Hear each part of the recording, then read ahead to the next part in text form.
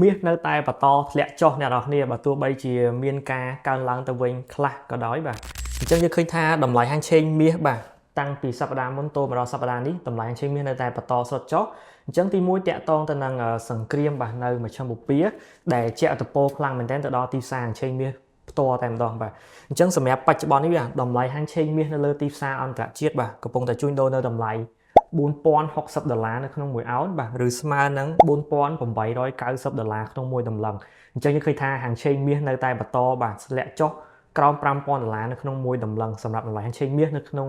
ប្រទេសកម្ពុជាក៏ដូចជានៅលើទីផ្សារហាងឆេងមាសអន្តរជាតិតែម្ដងបាទអញ្ចឹងយើងកលែកមកមើលព័ត៌មានហេតុអីបានជាតម្លៃហាងឆេងមាសនៅលើទីផ្សារអន្តរជាតិមិនទាន់មានការកើនឡើងត្រឡប់ទៅវិញបាទអញ្ចឹងតាក់ទងទៅនឹងព័ត៌មានបាទដូចបងប្អូនដែល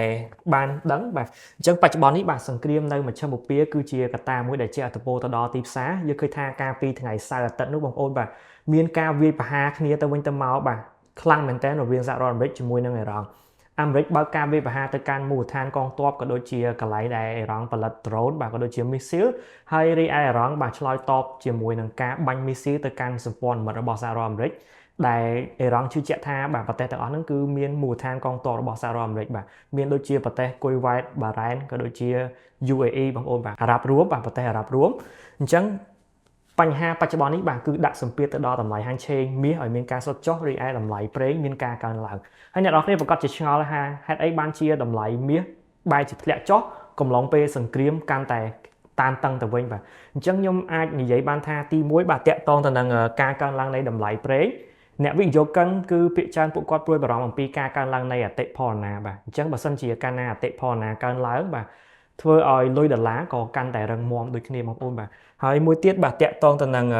ធនាគារកណ្ដាលនៅខាងសហរដ្ឋអាមេរិកបាទបច្ចុប្បន្នគឺ Kevin Ross បាទគឺគាត់រក្សាអត្រាការប្រាក់ឲ្យនៅខ្ពស់ដដែលគឺ3.75%បង្ហាញថាលុយដុល្លារនៅតែមានតម្លៃបងប្អូនបាទយើងឃើញថាសន្ទុះលុយដុល្លារគឺមានការកើនឡើងរហូតដល់101ពិន្ទុជាងឯណោះបាទអញ្ចឹងបង្ហាញថាលុយដុល្លារនៅតែ strong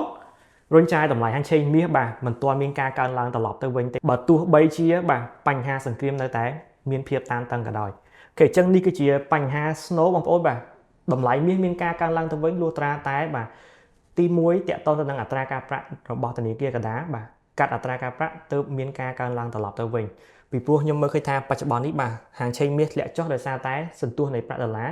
គឺស្ថិតនៅបន្ទុកមួយដែលខ្ពស់នឹងឯងបងប្អូនបាទតើបងប្អូនគិតថាតម្លៃមាសបាទនឹងបន្តស្រុតចុះបន្ថែមទៀតឬមួយក៏មានការកើនឡើងត្រឡប់ទៅវិញដែរបាទអាចជួយខមមិនប្រាប់ពួកយើងម្នាក់មួយផងបាទអញ្ចឹងបើសិនជាអ្នកនរគ្នាបាទចង់រៀនសិក្សាទិញលក់ក៏ដូចជាផែនការជួញដូរជាមួយនឹងតម្លៃហាងឆេង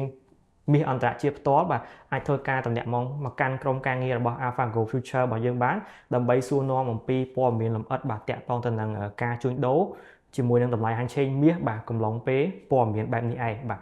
អូខេអរគុណច្រើនអ្នកនរគ្នាសម្រាប់ការទស្សនាវីដេអូរបស់យើងបាទជួបគ្នានៅវីដេអូបន្ទាប់